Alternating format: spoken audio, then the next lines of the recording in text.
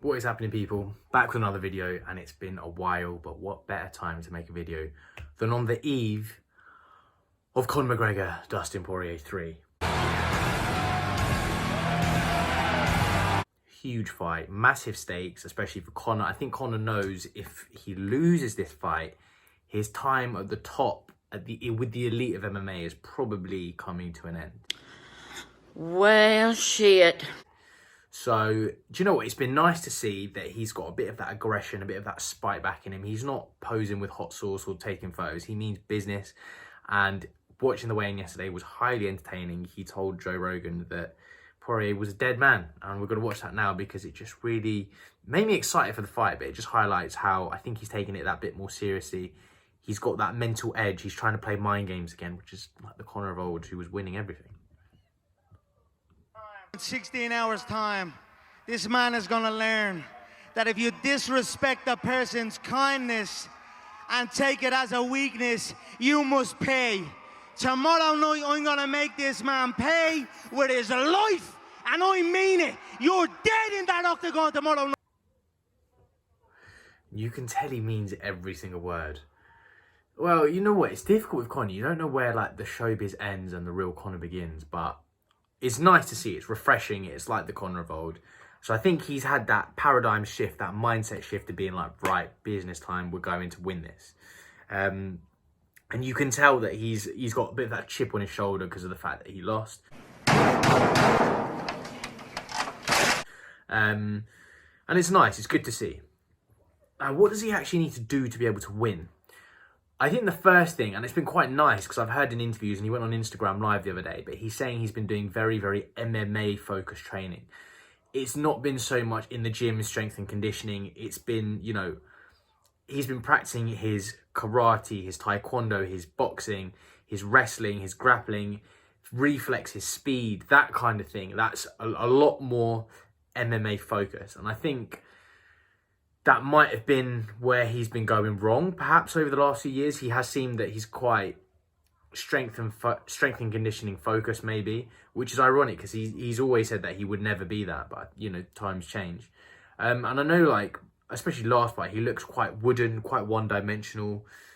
He was just following Poirier around with that left hand, or just literally looking like he was going to set it up very obviously. But I think the best thing to begin with that highlights this is at the beginning of their first fight, when Bruce Buffer was reading out the specifics and introducing each one of them, Conor McGregor, when he was warming up and stretching and moving about, just looked completely different to how he did in the second fight. We're going to watch that now.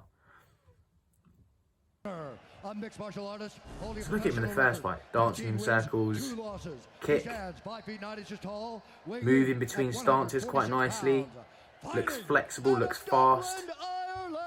Nice fast hands, switching stance, feinting, another kick again. He just looks a lot more alive, a lot more alert, a lot quicker. But then if you compare it to the second fight, look at him here. Admittedly, he does look bigger. I think he's about 10 pounds heavier here, to be fair. I think he's 150. But he just looks throwing a few shovel hooks, not much movement. Just feinting like a boxer, one pivot and he's back. And it's like, that's very much how you'd expect a boxer to warm up for, or to be on the eve of a big boxing match. But like, he's an MMA fighter, and I'm not knocking boxing. I have a boxing background, but knowing Conor comes from that karate taekwondo style, where it's a bit more up on your toes, a bit more flashy, a bit faster of foot, that was a bit like, it's just interesting to see that's the difference, you know what I mean? And I mean, in terms of the actual fight itself, you can see that in the first fight, he was using, I mean, the opening of the first fight, he opened with a hook kick. And in the second fight, I think he may have thrown a jab, or he may have ducked, but he didn't throw anything nearly as flashy, nearly as fast, nothing to get the attention of Poirier. But if we just look at this clip of the first fight, he's using kicks to close down distance beautifully.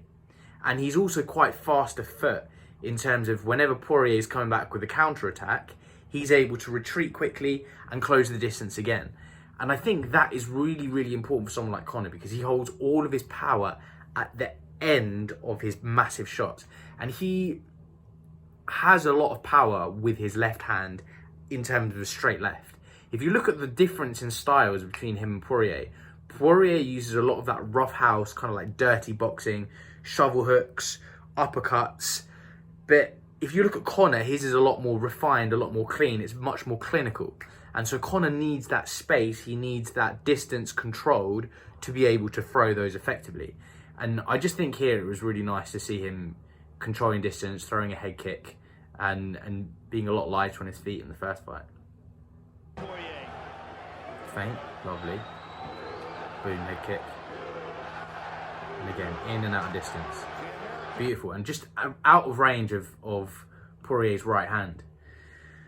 And I mean, look, in the second fight, if you want to compare that, Conor, I think the reason he was being able to be taken down so easily was because he wasn't up on his toes as much. He was very heavy on that front foot.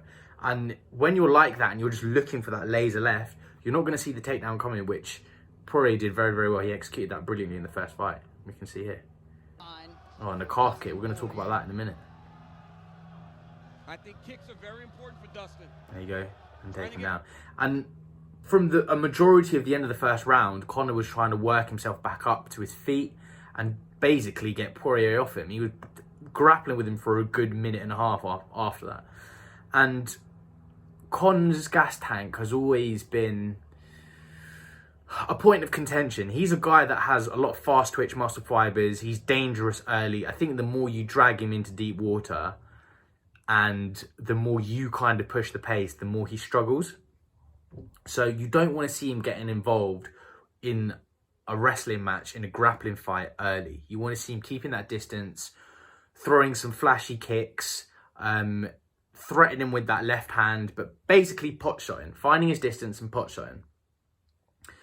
But I mean, look, another thing which I just touched on there, which is a real problem when you're heavy on that front foot, you're not as light on your feet, is calf kicks, which Poirier, to be fair to him, did excellently in the second fight. He was thundering that front leg with calf kicks, and he knew by thundering that front leg, if you chop the base, you've got no top. So the power of the left hand is gone after the bottom leg is gone as well. As we can see from here, these were there all night. All night. And this is the thing, when Conor's so focused on throwing that left hand, he's not going to be checking that kick either. He just kind of takes it and he's just eager to see if he can find that left hand. And I think an accumulation of that over a round or so, all of a sudden you realise you can't put weight on that front foot, and all of a sudden that left hand doesn't have as much power behind it, which is a big, big problem for Conor at least. But look, I also think in terms of being lighter on his feet and being able to switch stance a lot more, which incorporates that karate, taekwondo style of fighting, it's going to give him a good amount of protection against Dustin Poirier shifting, which he does quite deceptively and is able to throw an overhand right and kind of follow through with it and almost have his left hand as a power hand or vice versa. And he does it beautifully against Max Holloway here. It sets up, bam, his catches him, wobbles him. And I just think if you're a bit heavy on that front foot and you get caught by something like that, especially like Conor, Poirier is dangerous because he's a very busy fighter. He's active. He throws a lot of shots when he's got you in trouble. And this is what we can see in the final segment of the fight. As soon as he's caught Conor, or he feels like there's a bit of a lull in pressure, or Conor slowed down somewhat, he's not moving as much, Poirier can just pour on the volume and all of a sudden you're in a lot of trouble, as we can see here. Clipped in there, realised he's stunned, bam.